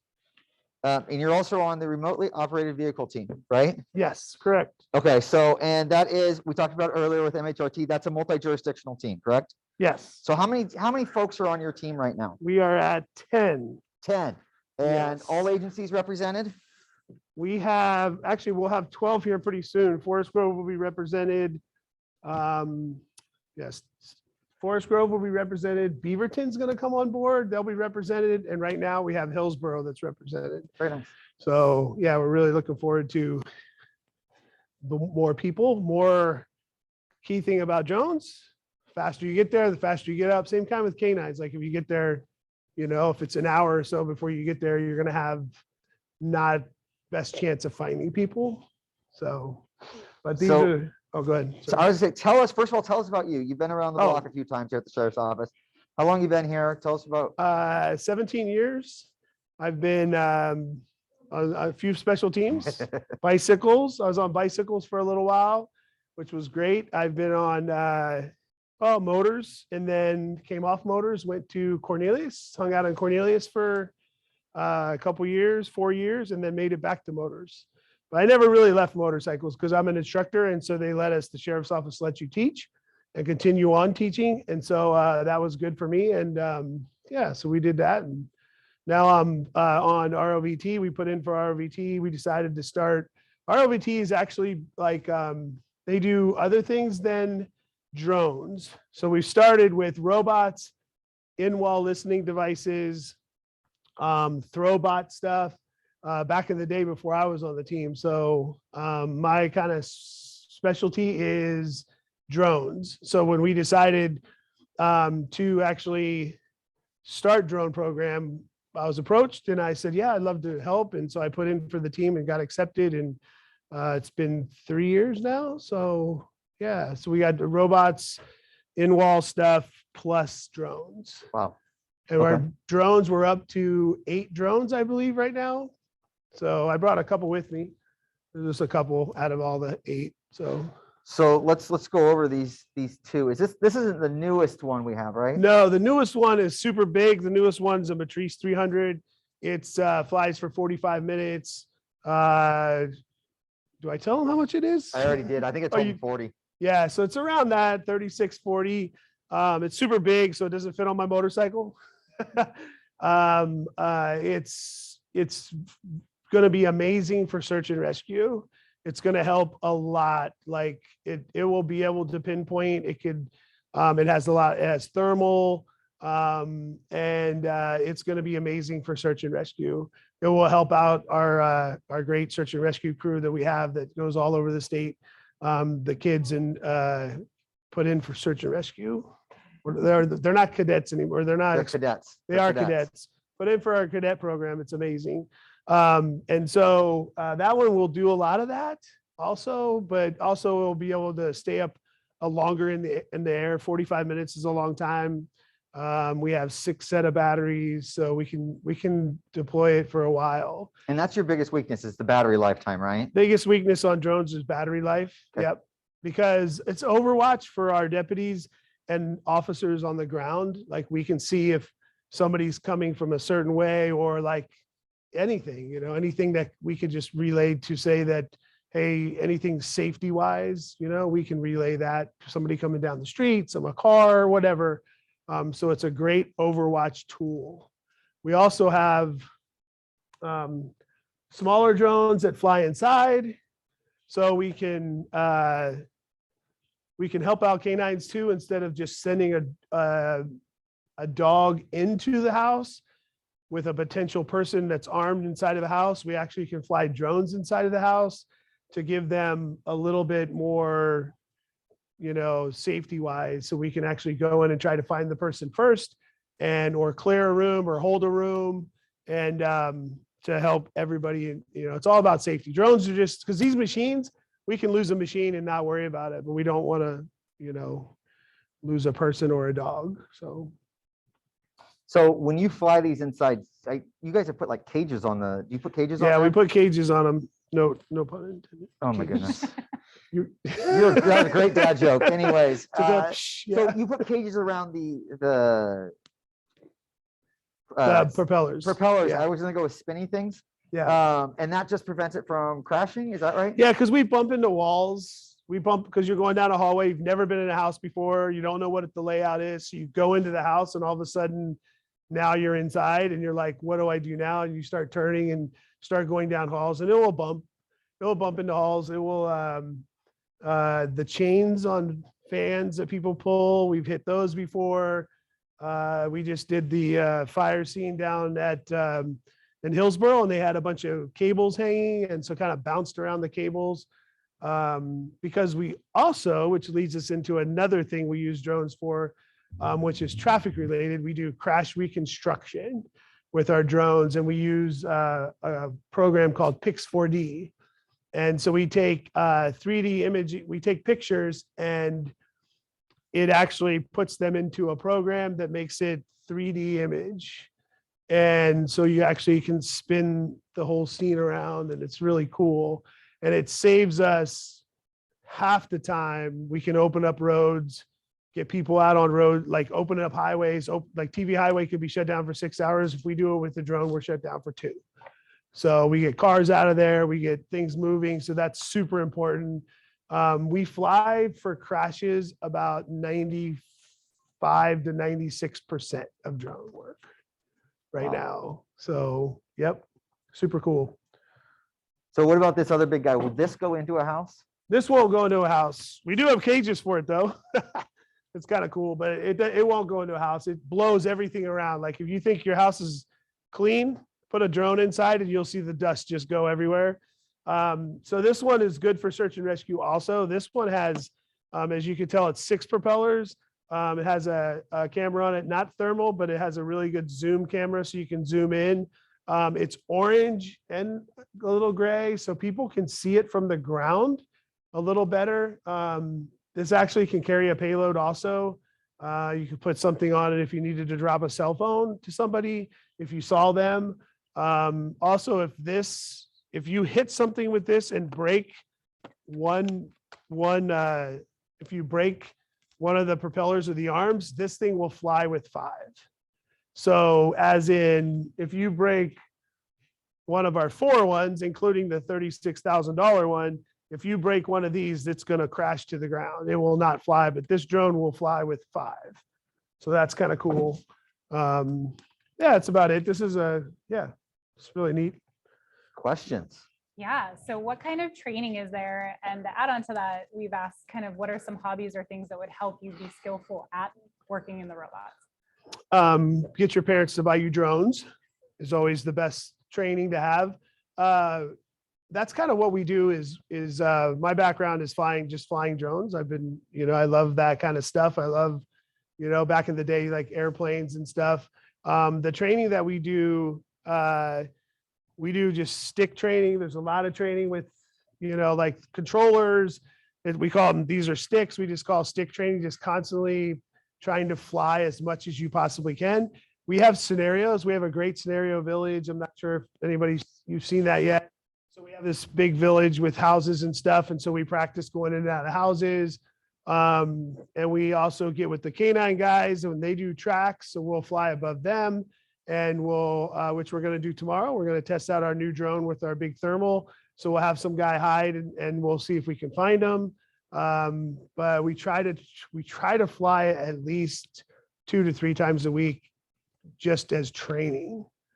So it's really boring training though. It's really like up, down, left, right. It's not something whiz bang, but it gives you time. And it also, batteries are a huge issue. Batteries need to be used. If you have anything with batteries in them, you need to use them.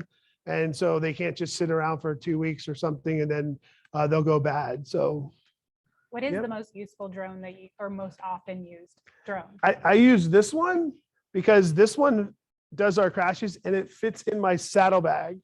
So this is the case for the drone. And this case fits right in my motorcycle. So this goes with me everywhere I go. So, and it has 1, 2, 3, 4, 5, 6 batteries. Quick question for you. Yes. So there was a lot of, drones. People are kind of a little weary about law enforcement having. What do you have as law enforcement flying a drone that's a little different than just somebody out flying one for fun? Is there any more rules? Yes. So we are Part 107. So we do FAA license. We have to be licensed, and which means you have to take a test every 2 years. You have to have a test. You have to pass the test. And then also we are governed by, that's the correct word, ORS. Oregon rules state that we have to follow the laws. And so Oregon has laws that we have to follow. And so we're real strict about that. The laws are real strict for drones. We're trying to change them to ease up, but we're working on that. But right now they're really strict. So that's what we do. We fly under that. Yep. Okay. Well, I really appreciate you coming out. Do we have anything else for Johnny Cage? No, I was just going to say that he's a great example of the other way you can wear your gear. So just to see, they had asked some questions about that in the beginning. So you have the belt gear versus the vest, but you're Yes. still wearing a vest. He's old school. Yeah. The old school, yes. Because I got into a motorcycle crash, but we will talk about that later. Yes. All righty. Well, thank you. Go ahead. I was going to say, we do have O'Reilly here can come back and talk about TNT as well. I was going to say, maybe we can have O'Reilly answer some questions. And do we want to show the quick video with JC? All right. So what we're going to do is we're going to do a bear tour. We're going to have, this is something that we had, just in case we round up a little quick. This is going to be a tour from Sergeant Crecilius. And what he did is he is in the bear in Scenario Village, and he's just giving a walkthrough.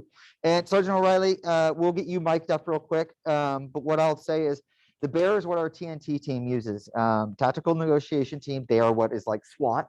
And you work with them a lot with Yes, ROVT. we fly drones out of that bear. Okay. So when you look at it, think about like sitting inside there and flying out through the top. There's going to be a top that opens. It's called the turret. And we fly out of there and then go inside a house. It's super cool. So just think about that. That's really cool. But Yeah. So this is a piece of armor. This is something that's utilized that helps them get closer to the scene or get closer to a house. So say there's an active shooter or somebody's shooting. This allows them to get closer, but also stay safe because it is armored. So we can go ahead. We good to go? what does armored mean? Huh? What does armor mean? I think he goes over it in the video. Oh, it does? Okay, cool. He does. He's going to talk about it. So here we go. This is Sergeant Crecilius. He's the sergeant that oversees the TNT. Thank you very much. Thank you, Johnny. We figure we'll just do a little tour. Just follow me.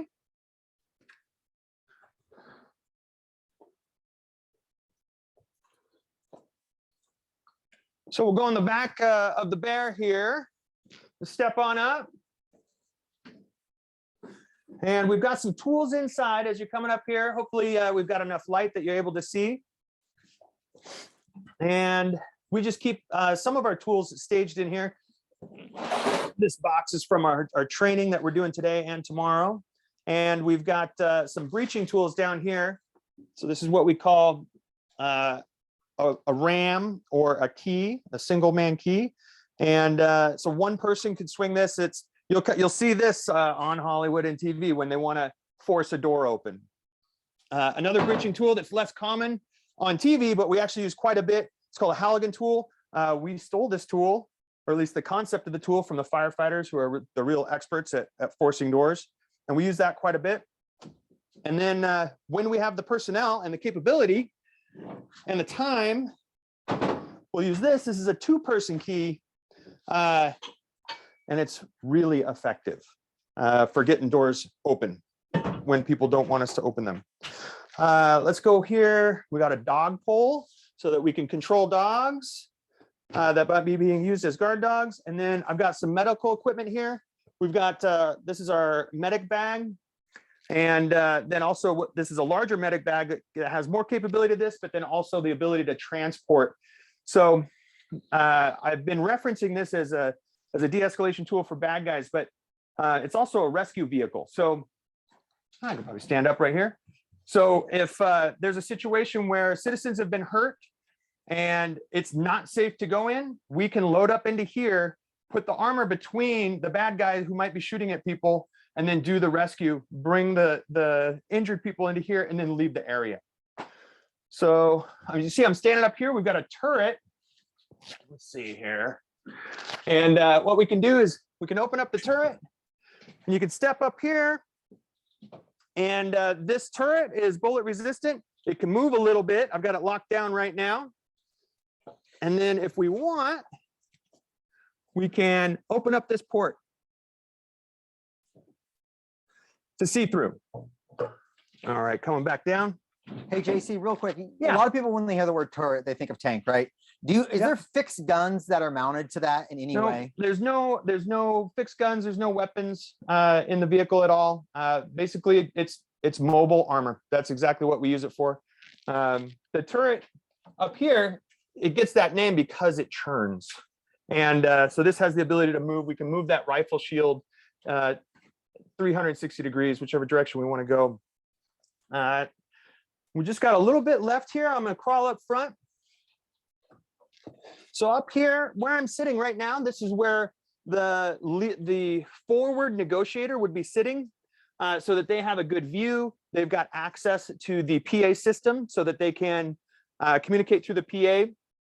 And then the negotiator will sit here, and they'll have a partner, and they do the forward negotiating, but they also send information back to the CNU command center. TNT works very closely with CNU. Really, we can't accomplish our mission of that de-escalation and increasing communication with suspects if we don't have CNU, which are the experts for doing the communication, the intel gathering, and communicating with the suspects.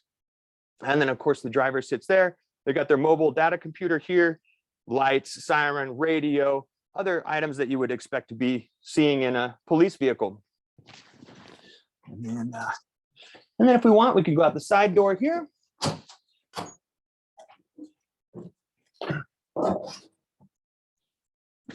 And that's the tour. Hey, everybody, welcome back. Thank you. So something we didn't mention about Sergeant O'Reilly earlier, not only is he the Canine team sergeant, but he's also on TNT. I am. So you're one of how many supervisors on that team? 4 currently. But you're not the actual #1 supervisor. You're just, how's that work? No, that was Sergeant Crecelius. He Okay. is what we call T1 or the team leader. Okay. And you're obviously there, and does Radar still here? Does he deploy with TNT as well? Yeah, not as much as we used to. I'm an ATL, so I'm assistant team lead on the team. And just like every other thing I do, the dog work, the canine work is a collateral duty. So generally, because the team is not enormous, but we have an enormous amount of responsibilities and different tools that we use, I typically get placed in a position where I need to run an element, which is just a group of people that are working on a specific task on SWAT. So I rarely get to use my dog anymore. We have another handler on the team, and then we have other tactical canines, which are other teams throughout the county who have been trained to work with the SWAT team with their dogs. So Okay, perfect. Now, so obviously that was the bear. That's one piece of armor that you guys you have, and then you're trying to get a bear cat, right? yeah, as far as I know, it's in the works. Okay. I don't know where it is in the process, but we're getting a bear cat as well, which is basically just a smaller version and newer version of what you just saw. And then you also have a Hummer, correct? We have a Humvee. Yeah, that's a fully up armored Humvee. Yeah. So we keep talking armor. Why is armor so important to you guys? So armor, well, obviously armor protects us, but what armor really does is it helps us slow down. It helps us to be able to slow down and take a much more methodical and thought out process to solving a situation. If you don't have armor, you kind of have to, because you're at risk of being injured, basically being shot, you kind of have to solve things quickly. And when you solve things quickly, you don't necessarily have a lot of time to think about what you're going to do or really process go through the steps that you're going to take to end a situation. Armor allows us to step back behind armor, we're safe, and we get to just then really methodically think about the next steps we're going to take. So it keeps us safe, but it also keeps suspects much safer too, because we have a much more opportunity to use a whole bunch of different tactics before we go bananas. Okay. Very nice. All righty. Well, if you guys have any questions you want to send in let's just say anything. We've gone over a lot today. It's been a very busy day. You got to see from a lot of teams, hear about a lot of things. If you have any last minute questions, don't hesitate to send those in.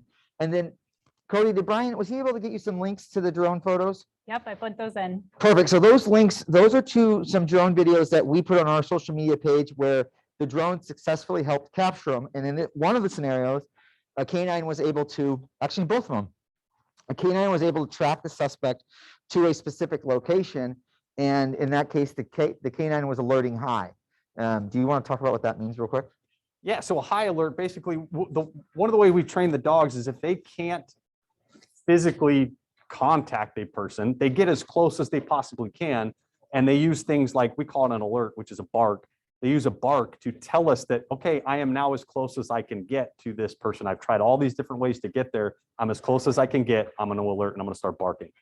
Well, one of the things they can't do is they can't climb very well, right? So when they sense that they are as close to a suspect as they can get, but the odor is coming from above them, they try to climb the walls, but then they will alert, because dogs can smell directionally, and they will alert to you, letting you know that the odor is actually falling down onto them from a suspect who is hiding above them somewhere, either in a tree, sometimes on a house roof, or whatever it is. That odor is falling down on top of the dog. Gotcha. And then what happened in this case, the dog alerted, and that's when the drone was deployed. And in these videos, you'll see the suspect, one of them is hiding up against a chimney, the other one's hiding up in kind of a valley of the roof, and they were able to take it into custody. And it was kind of interesting. Once they saw the drone, they kind of went, all right, you got me, because they thought they were gonna get away. So take a look at those. Nothing else come in, Cody? All right. Well, then we are going to wrap up. We're a little bit more about search and rescue. I went ahead and put the application link in. Perfect. And we're going to go ahead and send those to School to Career, so they'll have that list for them as well. Yes, and we will have, more likely in a couple of months here, we'll have some openings, like an open house. They might be virtual. We'll just see where we're at with COVID, but be able to come in, meet some of the search and rescue deputies, and then also kind of get some more information for you. So we'll be able to get that for you as well. So, all right, everybody. Well, thank you very much for participating today. We really appreciate it. If you have any questions, work with your teachers. We'll get them to Cody. Cody can give them to us, and we'll make sure they get answered. But other than that, thank you, everybody, and have a great day. Thank you. No matter what part of Washington County you live or work in, your sheriff's office serves you. The Washington County Sheriff's Office provides police services to the urban, unincorporated parts of the county. And even in the more rural areas, where there's a little more room to roam around.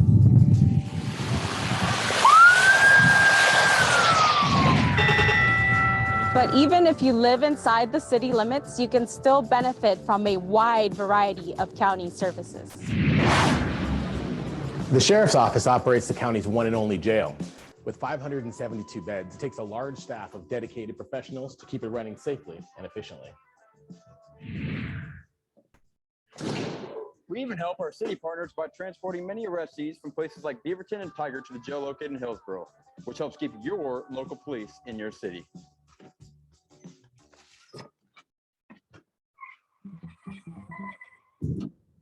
And if there's a serious crash in your community, our interagency crash analysis reconstruction team responds to do the most thorough investigation possible with the latest technology anywhere in the county. Here in the Forensic Science Unit, nearly 40% of all work conducted annually by forensic analysts is for other police departments in Washington County. Another benefit that the Sheriff's Office brings to the entire county is a remotely operated vehicle team. We have robots and even drones.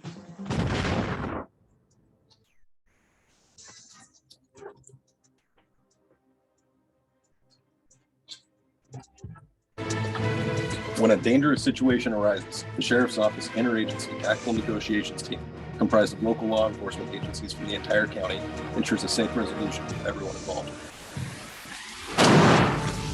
Hands up! Hands up!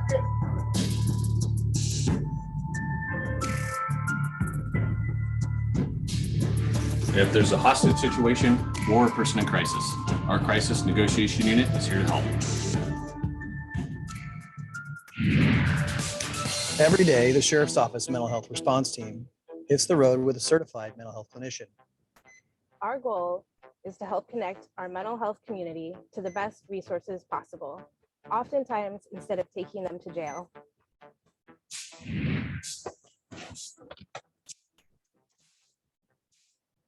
As the enforcement arm of the court, the civil unit serves civil paperwork border to border within each city and in the county. That includes stalking and restraining orders.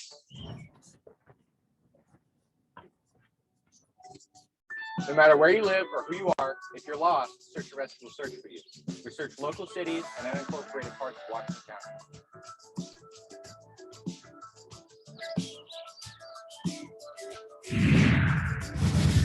No matter where you live in Washington County, Cedar Mill, Beaverton, Greenville, North Plains, here we are in Hillsborough, Forest Grove, Lexington Ridge, Cedar Hill, Gales Creek, Bowman,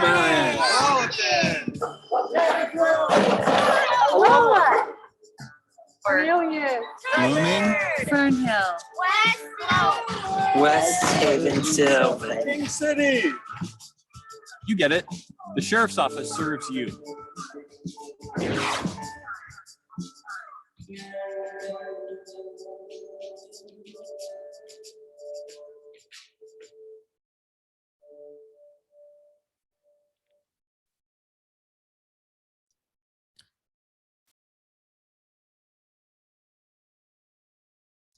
All right. Well, thank you guys so much for helping out and helping teach kids about the sheriff's office here in Washington County. It's always interesting to hear from your local police department or local sheriff's office.